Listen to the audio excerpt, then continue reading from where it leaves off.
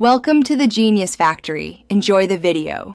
In this video, I will show how to study physics the right way step by step.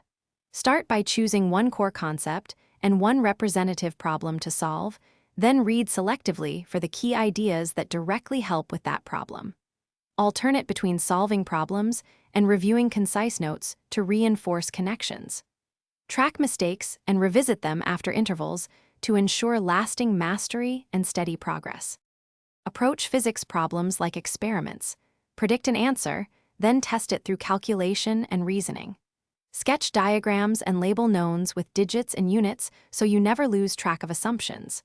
Solve multiple variations of a problem to learn underlying patterns, not just one trick. Keep a dedicated errors log and revisit tricky concepts after breaks so learning stays durable and confidence grows steadily. Choose resources that match your level and focus on understanding derivations, not just formula memorization. Use flashcards for key equations and conceptual prompts, but practice derivations and applications with timed problem sets.